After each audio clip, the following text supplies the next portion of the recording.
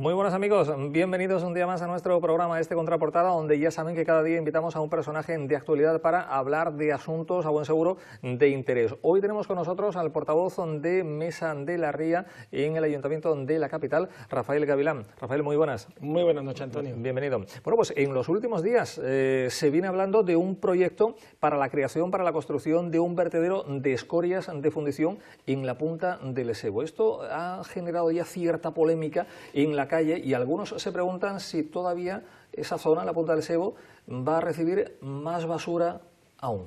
Sí, la verdad que hay muchas personas que no llegan a entenderlo, ¿no? Como a estas alturas todavía hay quien piensa que la zona más privilegiada de la ciudad, que es la punta del Sebo, que es la que entendemos que tendría, ¿no?, que hacer de motor económico para la Huelva del futuro, en el desarrollo que se acordara entre todos, ¿no?, para esa zona, pues que todavía haya quien piense que instalar allí un vertedero de 15 hectáreas, que estamos hablando de una extensión aproximadamente de 15 campos de fútbol, de un residuo industrial, bueno, pues es lo ideal. A nosotros nos parece una tomadura de pelo, no entendemos cómo ni el puerto o Atlantic Copper han planteado siquiera esa posibilidad, y desde luego vamos a oponernos con toda nuestra fuerza y si es necesario, pues con el apoyo y la movilización ciudadana. Yo creo que, ya digo, tenemos que pensar en una Huelva distinta, en otro modelo económico distinto, en otro desarrollo empresarial y económico que tiene que pasar por ese suelo, por ese lugar, por la punta del Sebo, pero malgastar esos espacios en un vertedero de residuos a estas alturas nos parece, ya digo, una auténtica barbaridad. Ese vertedero estaría ubicado en la punta del Sebo, Rafael, pero ¿en qué zona en concreto?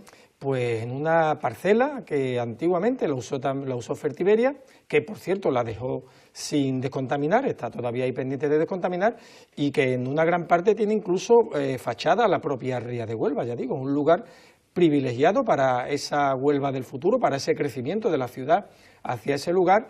Y bueno, y se pretende utilizar pues para tirar escorias, que es un residuo que produce Atlantic Copper en los procesos de producción del cobre, y bueno, y tiene que almacenarlo. Ellos comentan que eso tiene su salida en el mercado. Bueno, pues si tiene su salida en el mercado, pues que lo empaqueten y lo vendan, ¿no? Pero desde luego que no lo utilicen para tirar allí.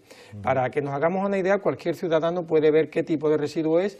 En la trasera de Francisco Montenegro, cuando vamos desde Huelva dirección Mazagón, se puede ver unos montones negros, ¿no?, de escoria negra, que están allí almacenados, que están allí amontonados. Pues eso es lo que se quiere colocar también en ese otro lugar. ¿Qué alternativas habría a ese proyecto, a esa ubicación? Bueno, pues ya digo, si es cierto que Atlantic Copper dice que es un producto que se puede utilizar como abrasivo, incluso para asfaltar carreteras y demás, bueno, pues que lo almacene temporalmente, pero en otro lugar. Entendemos que no tiene que ser la punta del Sebo el lugar idóneo, y aparte que eso está catalogado como residuo, por mucho que se nos quiera decir que es un subproducto, que es un material, como en el último debate plenario algunos defendían que eso no era un residuo. Eso, según la normativa andaluza de residuo, es un residuo como tal, y además requiere unas condiciones de almacenamiento que tampoco se cumplen, ¿no?, que tiene que estar en unos departamentos estancos, aislados del medio ambiente, ya digo, y allí lo que se pretende es tirarlo y amontonarlo, bueno, hasta que en algún futuro, si es posible, pues se pueda sacar de allí o comercializar. Pero si es necesario un almacenamiento temporal, bueno, pues que Atlantic Copper, como se suele decir, que se busque la vida, pero que se lo lleve, que allí no puede estar, entendemos, en Francisco Montenegro. Bueno, un proyecto del que se viene hablando desde hace ya algunos meses y contra el que Mesa de la Ría ha iniciado una recogida de firmas, creo que unas 25.000 firmas, y además no se descarta emprender acciones legales contra esa iniciativa, ¿no? Sí, desde luego, en este caso nosotros entendemos que Francisco Montenegro tiene que tener otro uso. No hace mucho presentamos incluso en el Pleno cuál es la idea que nosotros tenemos en la cabeza, ¿no? Sería grandes espacios verdes con algunos edificios multifuncionales, con algunas instalaciones también hoteleras, de hostelería, de desarrollo de empresas turísticas, de club marítimo, en fin, una zona que entendemos que tiene muchas posibilidades y que tenemos que ir pensando que la actual utilidad, el de la industria química pesada, bueno, pues está sirviendo de freno para la ciudad. La ciudad, ya digo, tenemos 25.000 firmas recogidas en apoyo, entre otras cosas, a la recuperación de esos terrenos de Francisco Montenegro para la ciudad. De hecho, nos hemos opuesto también a esa propuesta que ha hecho el puerto de colocar la zona de actividades logísticas en el lugar que lo pretende hacer, que es los antiguos suelos que ocupó Forest, porque entendemos que al fin y al cabo también eso sirve de freno, haría de tapón hacia el crecimiento de la ciudad. Estamos dispuestos a sentarnos, a hablarlo, a entendernos, porque esa ZAL sí es necesaria, que entendemos que puede serlo, que el puerto tiene una gran actividad comercial y que necesita también una zona de actividad logística, pero no tiene por qué estar en ese lugar. Existen alternativas, existen espacios en el puerto exterior y si en último extremo tuviera que ser en Francisco Montenegro, puede ir en la zona trasera, pero nunca en el frente principal de la ría, los terrenos de Forest, que ya digo haría de tapón para el crecimiento de la ciudad. Es una aspiración ciudadana que se plasmó en aquellos famosos acuerdos del 91, que los terrenos que fuesen quedando libres de Francisco Montenegro fueran utilizados para otras actividades, para el desarrollo y crecimiento de la ciudad, y el puerto lo está incumpliendo. El puerto, ya digo, se está saltando aquel consenso histórico que hubo en Huelva en su momento, unos acuerdos que firmaron también las propias empresas del polo, que firmaron las fuerzas políticas, las fuerzas sindicales, y que ahora el puerto, a estas alturas, ya digo, unilateralmente, pues se lo está intentando saltar. Y como creemos que eso va en contra de esa aspiración de la ciudadanía y de la ciudad, bueno, pues vamos a ponernos por todos los cauces que sean necesarios, claro. En los últimos años, la Asociación de Industrias Químicas Básicas y Energéticas de Huelva, la AIQB, cambió de presidencia. Ahora el presidente, que como todos conocemos, es Rafael Eugenio Romero. ¿Se ha visto un cambio? ¿Hay una mayor receptividad a las demandas de organizaciones como, por ejemplo, Mesa de la Ría? ¿O cuál es el papel que está desempeñando este colectivo? Bueno, la verdad que Rafael Eugenio Romero, el único cambio que podemos apreciar es su participación en las redes sociales, ¿no? Yo creo que además es anecdótico, ¿no? Está siendo el gerente de AIQB, está haciendo de Community Manager, ¿no? Yo creo que los que hablan de que AIQB crea empleo, pues ni siquiera ese puesto de trabajo lo han creado, ¿no? El propio gerente lo está desempeñando de motu propio. Se está dedicando, bueno, pues eso, a participar en las redes, a intentar convencer a la ciudadanía de las bondades y las virtudes de AIQB, cuando AIQB cada vez tiene menos peso en esta ciudad.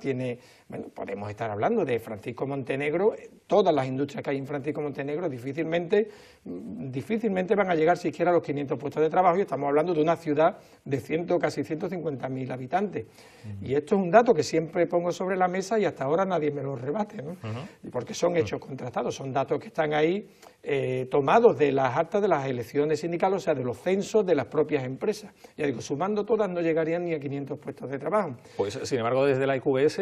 sí, se hablan de miles. Bueno, se mete también las industrias del puerto exterior, que allí es cierto que hay un mayor conglomerado de empresas y que tienen bastante más puestos de trabajo, pero lo que queda en Francisco Montenegro es prácticamente anecdótico. Y además, ya digo, cualquier otra actividad económica y empresarial que se lleve y que se instale en esa zona va a crear muchísimos más. Bueno, multiplicaríamos por 10 esos 500 puestos de trabajo actuales. Es más, esa propuesta de ZAL, que también hablan de que va a crear 1.500 o 3.000 puestos de trabajo, bueno, nosotros hemos propuesto, y lo hicimos en el propio Pleno a través de nuestra moción, que si llegado el caso y se tienen que marchar las industrias que estén en Francisco Montenegro, bueno, pues que esos trabajadores se reubiquen de manera preferente en esa ZAL y de esa manera no se perderían puestos de trabajo, solo se ganarían.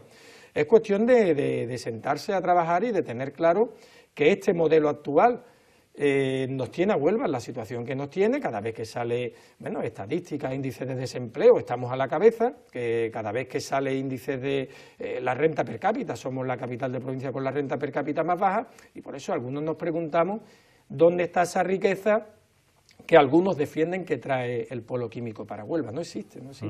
Ya digo, el polo químico de Huelva, el polo de Francisco Montenegro, lo que está sirviendo es de freno al desarrollo de la ciudad. Tenemos que ser valientes, tenemos que hacer lo que en su momento hizo Bilbao. Bilbao, cuando fueron conscientes de que aquella actividad industrial pesada se estaba viniendo abajo y que Bilbao estaba llegando ya a unos índices de desempleo, por cierto, menores que los que sufrimos aquí en Huelva, pues acometieron una transformación. Optaron por otro tipo de industria, optaron por el turismo gastronómico, por el turismo de naturaleza, por el turismo cultural, y ahí está ahora mismo Bilbao, ¿no? Que da gusto verla y visitarla, y ojalá pudiéramos nosotros seguir esa senda, ese camino que ellos hicieron, y transformar Huelva, porque desde luego tenemos mejores mimbres por lo menos iguales, pero yo diría que mejores mimbres que los que tiene Bilbao para hacer esa transformación. En una reciente entrevista en el digital huelvahoy.com, el presidente de la IQB decía que para hablar de contaminación habría que preguntarle no solo a las personas, no solo a la sociedad onubense, sino también a la flora y fauna que elige humedales muy cercanos a las industrias. ¿Esto qué opinión le merece?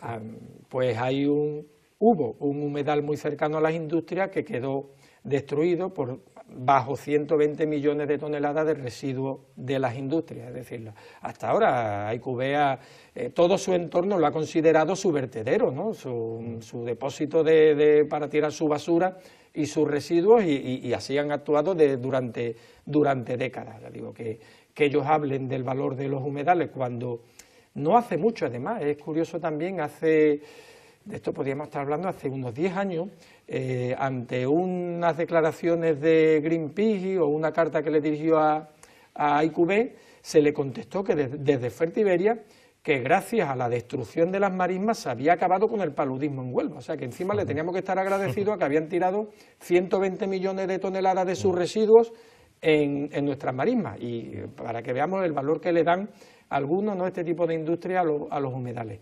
Se puede recuperar, por supuesto. Tenemos ahí, gracias a Dios, todavía se conservan marismas del Odiel, se conservan, bueno, otras zonas de altísimo valor ecológico, pero desgraciadamente 1.200 hectáreas de humedales han sido destruidas por los residuos de estas industrias. Bueno, pues cambiando de asunto, una de las cuestiones que preocupan y mucho a la Mesa de la Ría en los últimos meses es el tema de los cabezos, una seña de identidad en la capital onubense, pero también se lamentaba desde Mesa que hace poco la Junta de Andalucía había decidido pues no declarar, no recuerdo qué figura en concreto, estos cabezos, ¿no? Sí, exactamente. Nosotros habíamos solicitado a través de una moción que se declarara monumento natural. Es la figura, digamos, que entendíamos que le daba una protección, un plus de protección que desde el ayuntamiento no se estaba teniendo la valentía de darle.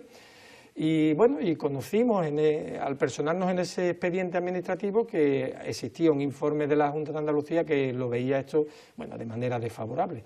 Hicimos ese llamamiento a la sociedad para que reaccione, para que tengamos claro que ni desde el ayuntamiento ni desde la Junta de Andalucía se están a favor de proteger lo que creemos que es una seña de identidad de Huelva. Es algo que tenemos que también poner en valor porque tiene su importancia como seña de identidad, ya digo, como punto de atracción turística también, tiene su valor arqueológico y bueno, y tiene que servir para esa Huelva del futuro, esa Huelva que podamos en cierto modo vivir o tener una cierta preponderancia del sector turístico. La industria turística, no olvidemos que es la principal industria de este país. Sin embargo, en Huelva es algo anecdótico, algo que nos pasa de lado y no conseguimos bueno, pues participar también de esa riqueza que genera el sector turístico.